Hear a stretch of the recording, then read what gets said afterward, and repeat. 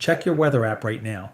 You probably have a 7-day forecast, hour-by-hour radar, push notifications for severe weather warnings.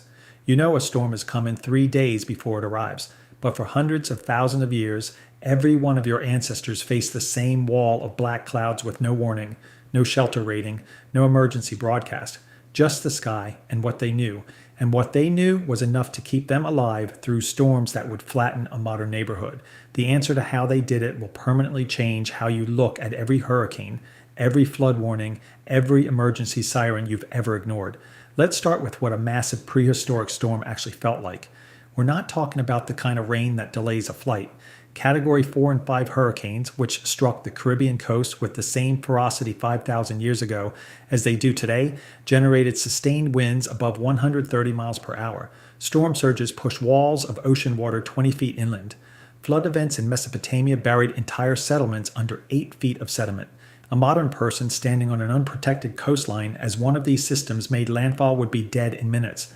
Not from drowning, from the debris alone.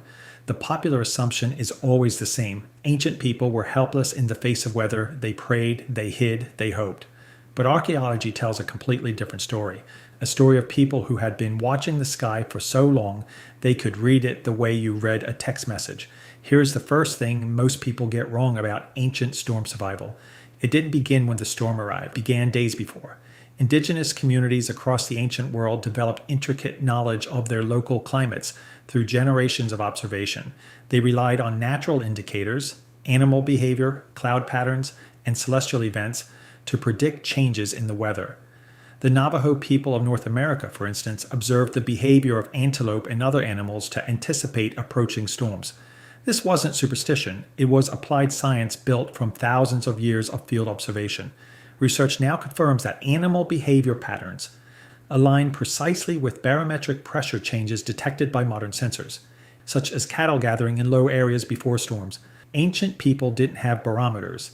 They had something more reliable, a living landscape that responded to pressure changes hours before any cloud appeared on the horizon, birds flying unusually low, insects going silent, the smell of the air shifting. Every one of these signals was a data point in a forecasting system that had been refined across generations.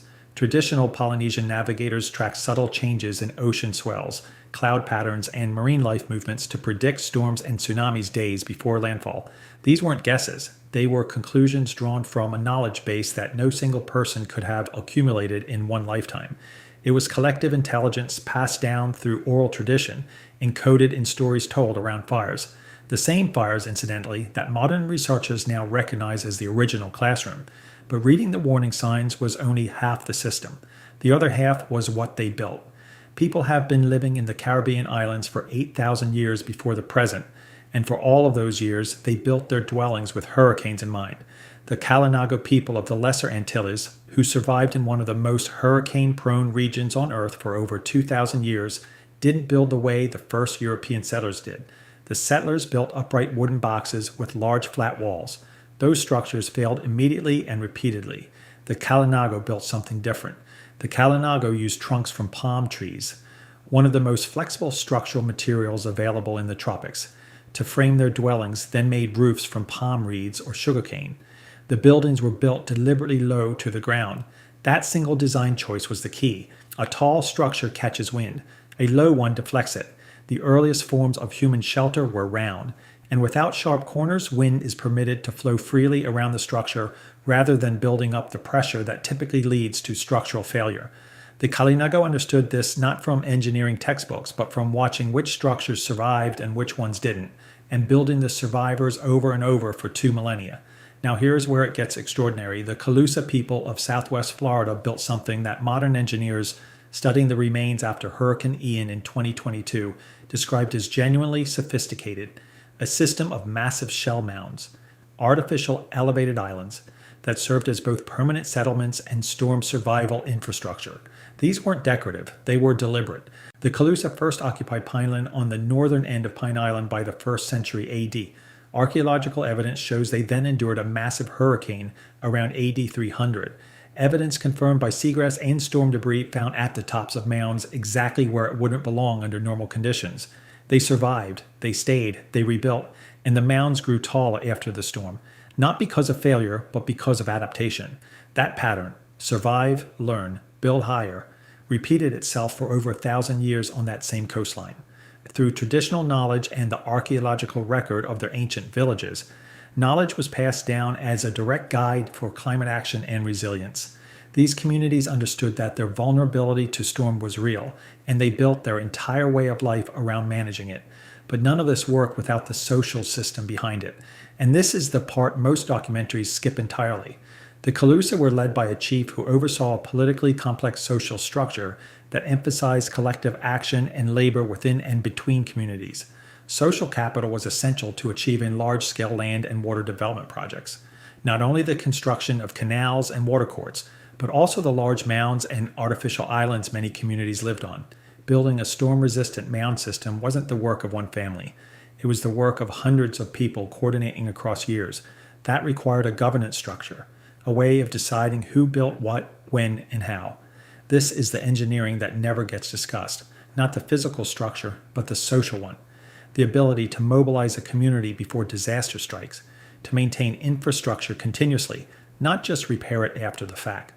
Archaeological evidence from the Calusa site at Pineland shows that they made specific and targeted decisions about matters related to climatic and seasonal influences, and passed on that knowledge. They weren't reacting to storms. They were managing the risk of storms as an ongoing, permanent feature of community life. Compare that to the settlements that didn't survive.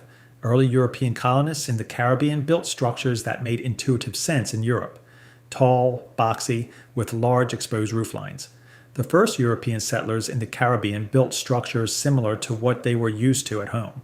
Those structures were not particularly suited to the tropical environment, and it took several hundred years of modification and failure before a distinct Caribbean-style architecture emerged that could actually withstand hurricane forces.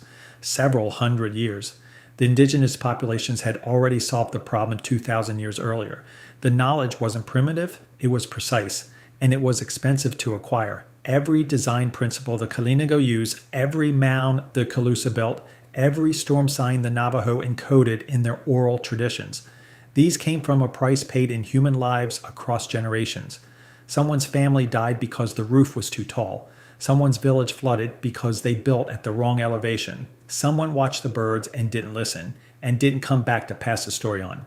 The knowledge that survived is the knowledge that worked, proven not by a controlled experiment in a laboratory, but by the most brutal testing protocol imaginable. Actual catastrophic storms year after year, generation after generation.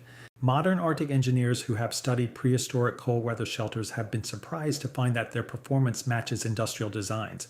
The same conversation is now happening with storm resilience. Indigenous communities are now recognized as vital knowledge holders with centuries of experience managing extreme weather events, contributing sophisticated observation techniques, cultural indicators encoded in seasonal practices, and time-tested adaptation strategies that help enhance community resilience. We are quite literally going back to study what ancient people built and trying to understand why it works so well. Go back to your weather app. The 7-day forecast on your screen exists because a satellite 22,000 miles above the Earth is reading pressure gradients across an entire ocean. It is, without question, a miracle of modern technology.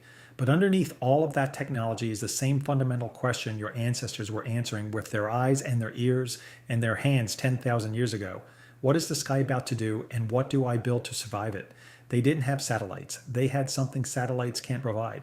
1,000 generations of people who paid attention, who built what survived, who remembered what worked, and who passed it forward so that you could be here to look at a weather app and think you invented preparedness.